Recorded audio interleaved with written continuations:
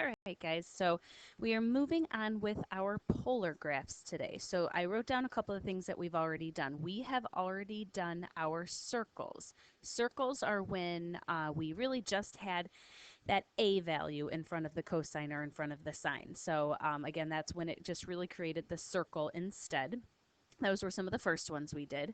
Then when we had over here our a value and a k value, so a plus or a minus something afterwards, that made it one of our limacons. Again, those, it could have been the cardioid, it could have been the loop in the loop, it could have been the dimpled or the convex, but those created the limacons when it had an A and a K.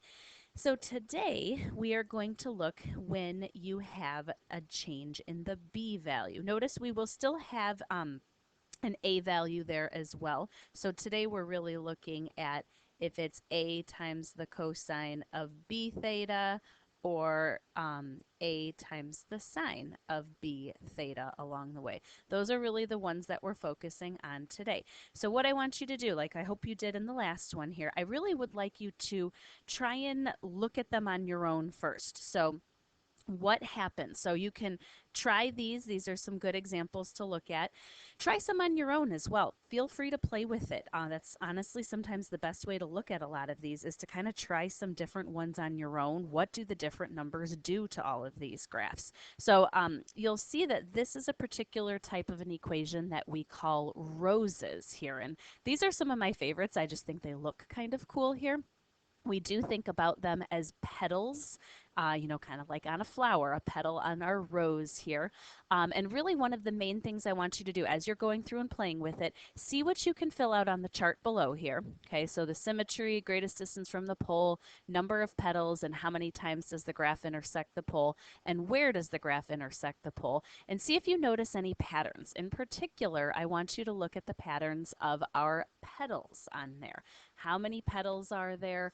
That's going to be a really good thing to kind of go through and notice. So take a minute, go through those, see what you can fill out on the chart. You may not be able to see as easily maybe how many times it intersects the pole and where it does, but see if you can think about how we got those values.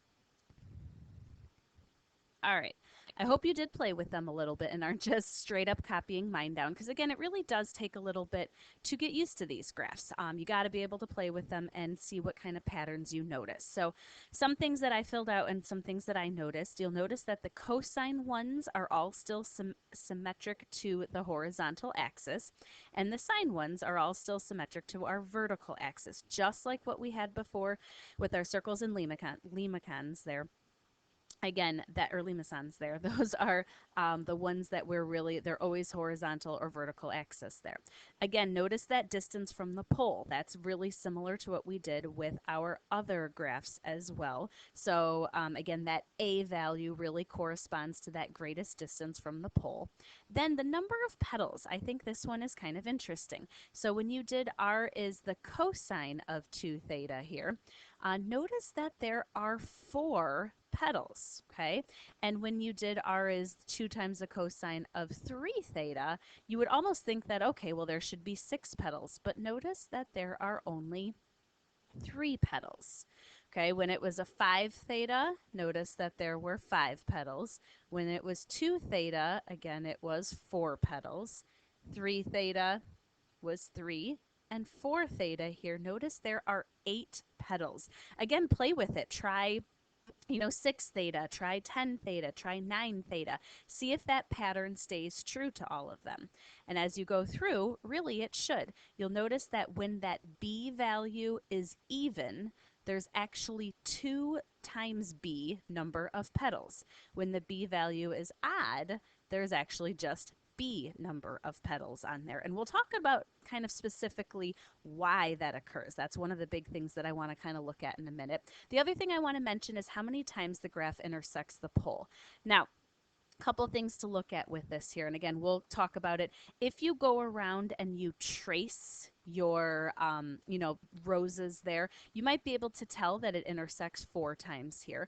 Otherwise, again, you could go through and you could set that R equal to 0. right? If you set r equal to 0, that's really where I came up with these numbers. One thing I want you to look at though, when I looked at all of my odd ones, so the 3 theta, the 5 theta, and then the 3 theta here, you'll notice that, okay, again, for the 2 theta, it was double the number of that b right there. When it was odd, it was just the same. Now, you may kind of stop and ask yourself, like I stopped and asked myself, like, wait a minute, if I went from 0 to 2 pi, you would actually have more. Really, you would have 6 times that it would intersect the pole. If you set it equal, like if you did the whole equation, I'm not going to go through it all. Yeah, maybe I will in a little bit here. But if I did this, we'll actually get 6 different solutions where it equals 0. But what we actually say is that it actually only intersects 3 times. What happens on these, and again, as we go through and actually look at the graphs more in depth, you'll see that the domain of the ones, the roses that have that odd b value are actually just from 0 to pi. Otherwise, what happens is it actually repeats the graph over again. So we'll look into that a little bit more as we get into our graphs. It's not a super important concept for it, but just something to kind of think about. So really one of the biggest things that I want you to look at is I want you to know why when it is an even b value that there are double the number of petals, and why when it's odd it's just, b number of petals. So you don't have to necessarily write all this down, but I'm gonna go, and I had already written some of these down before, just so we could talk through them a little bit easier here. So I did the very first one that we have. So r equals 2 cosine of theta. That was the very first one that I had you try and graph here. And I said, all right, let's find out where does it cross through the pole. So I did where r equals 0. And this is just straight up from our last unit, solving where r equals 0. So 0 equals 2 times the cosine of theta. Notice that I did change my interval right here. I didn't change it, but adjusted it to look at my 2 theta instead of theta. So exact same thing that we did in our last unit. So if I'm looking between 0 and 4 pi, the cosine is 0 at pi over 2, 3 pi over 2, 5 pi over 2, and 7 pi over 2. That's where our cosine is 0. So when we divide by 2, we get all 4 of these values. That's where I got our values, just flipping back here.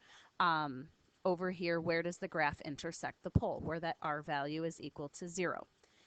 So now what I want to look at, and I'll come back to this halfway between thing in just a minute, I actually want to go over and look right here.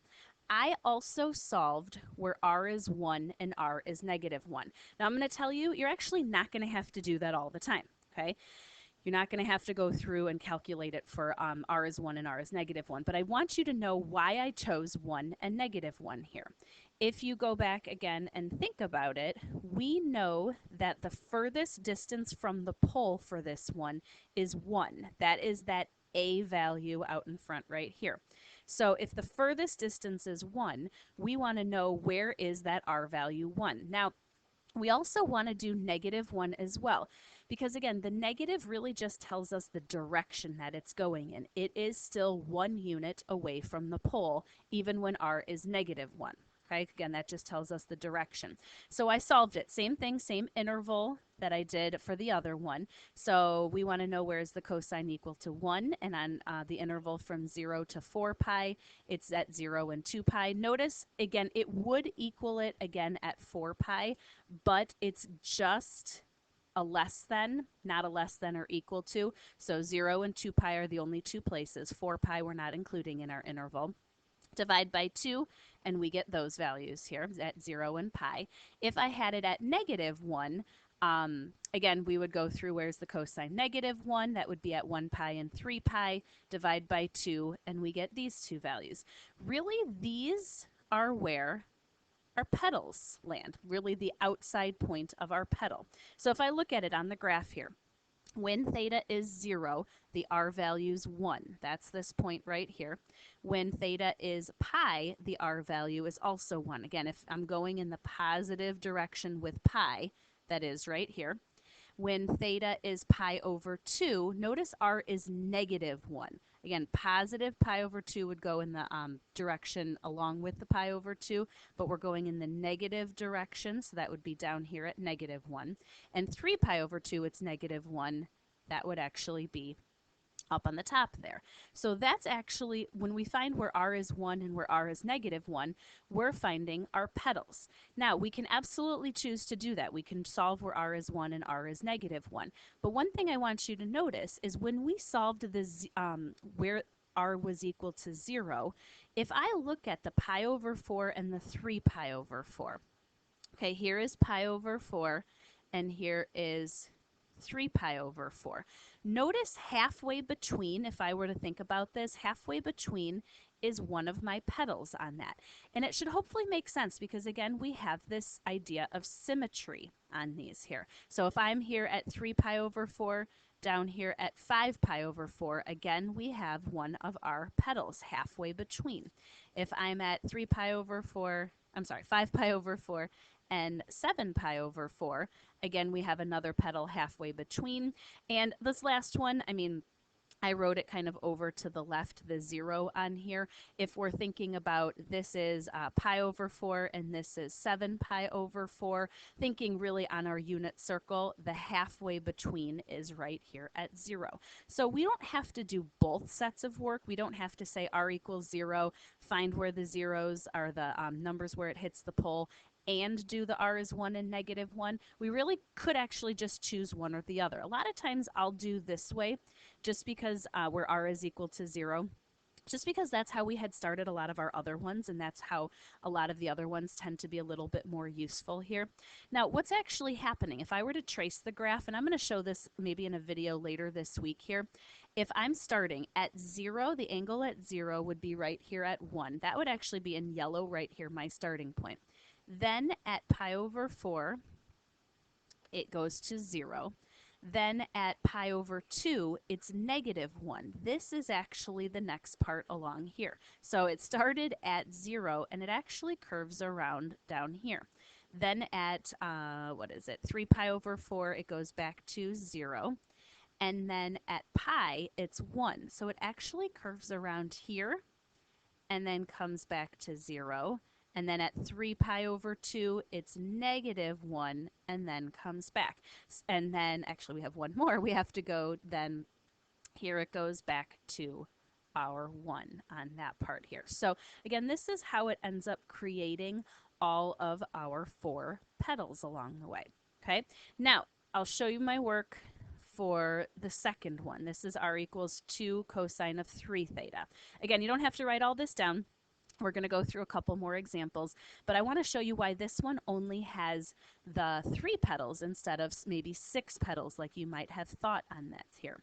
So I solved first where r equals 0, and again, did my interval, adjusted my interval for 3 theta, so now we're going between 0 and 6 pi.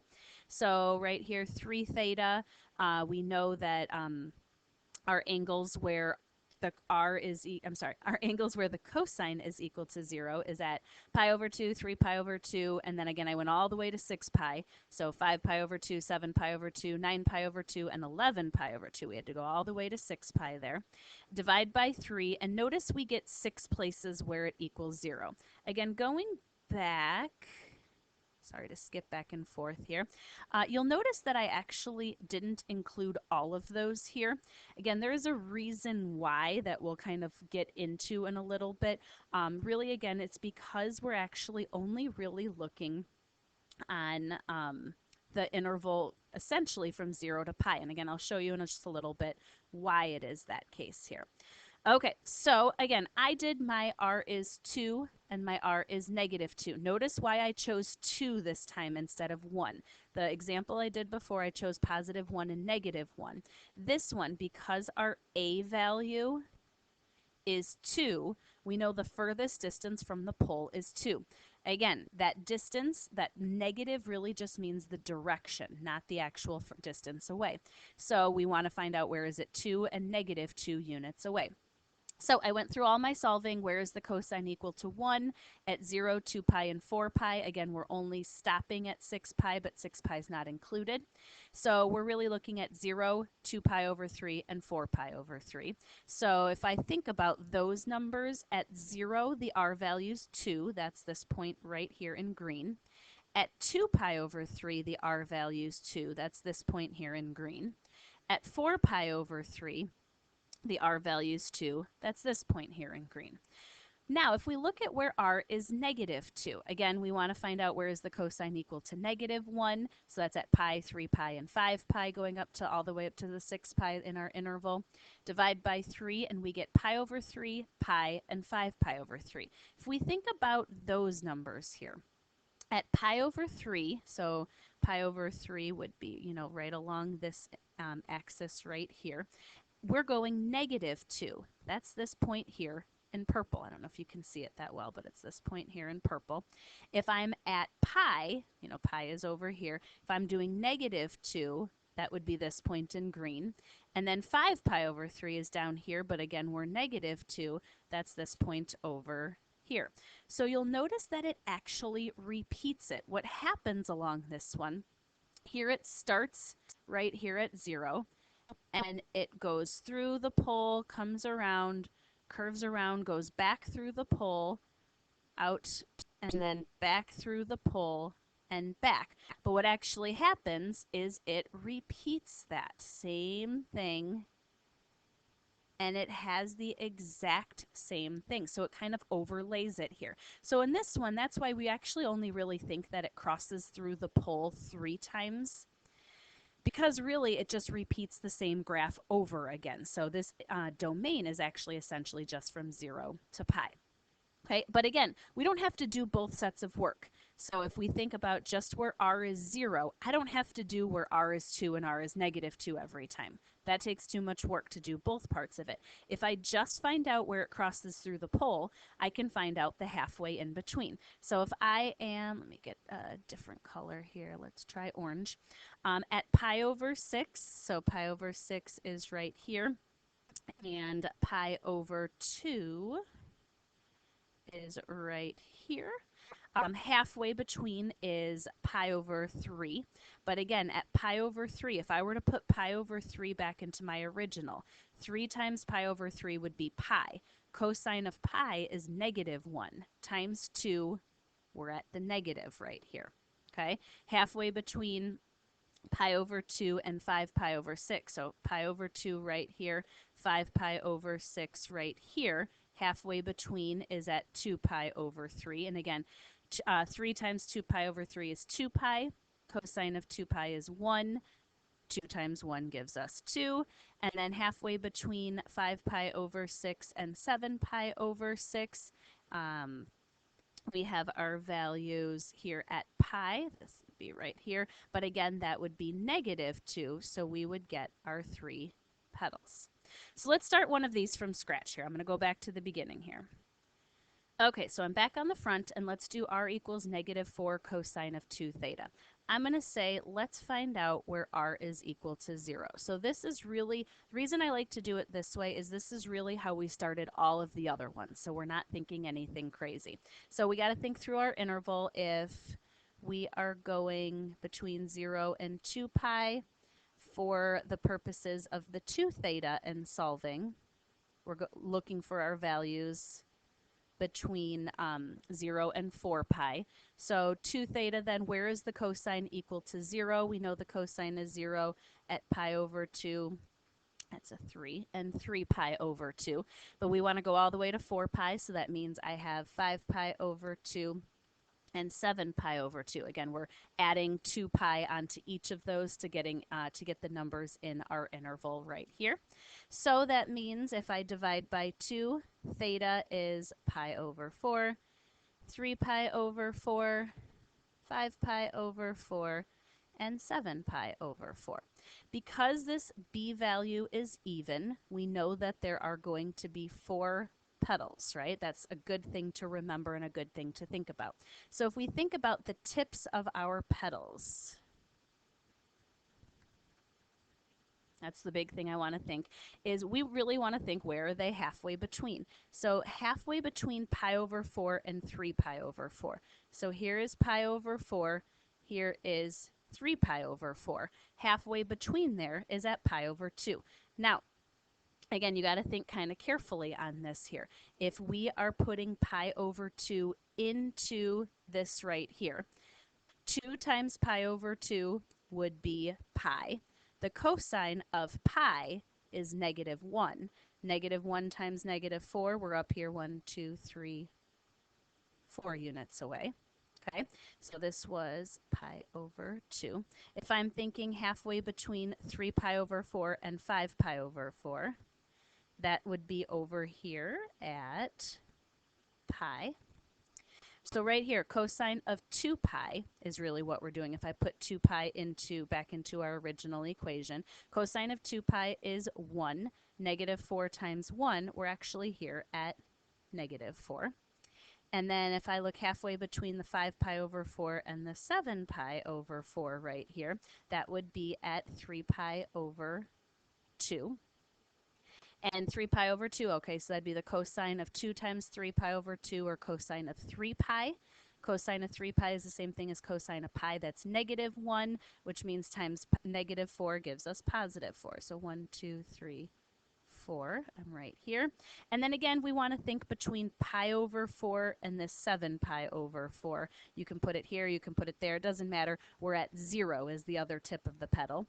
But cosine of 0 would be 1 times -4 would be -4. And we have our value here. So I can create my petals. You don't have to go in the order that it would normally go in. I'm just trying to make mine look nice and neat here. And we have our graph. So try the other one here. I'm going to pause it and come back with some of my work here. Okay, so I filled in my work if I set r equal to 0 to find out where it crosses through the pole. And again, we get 6 places where it crosses through. But we know that because this is a 3 theta, we actually really only have to be concerned with half of that, essentially, as we go through them, because we know we're going to only have 3 petals on this one. So I looked at these and think about halfway between. So halfway between 0, if I'm here at 0, and I'm here at pi over 3. Halfway between is pi over 6. If I'm going between pi over 3 and 2 pi over 3, halfway between is pi over 2. Halfway between 2 pi over 3 and pi would be 5 pi over 6.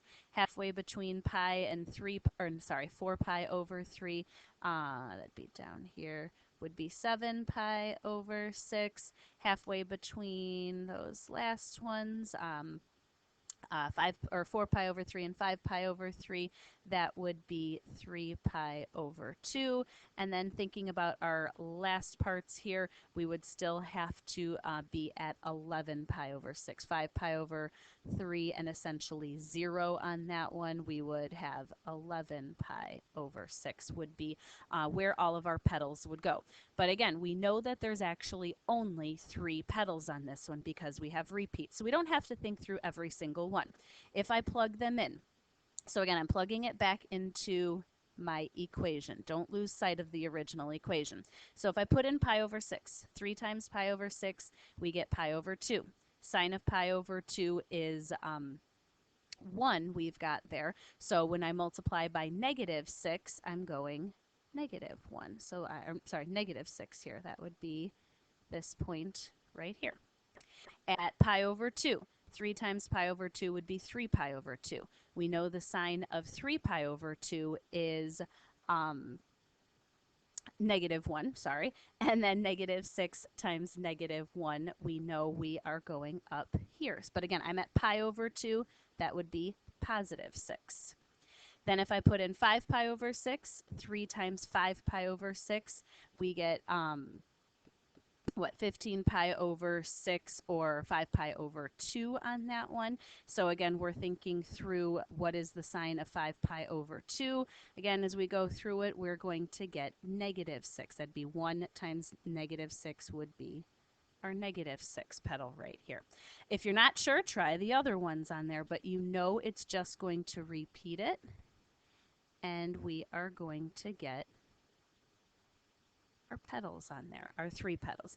If you prefer to, I'm going to tell you, if you prefer to, you could, I'll say like an or on this, you could go through and do where R is 6 and R is -6, because again, that would be telling you where those petals are. If you were to do that let me write it in a different color over here.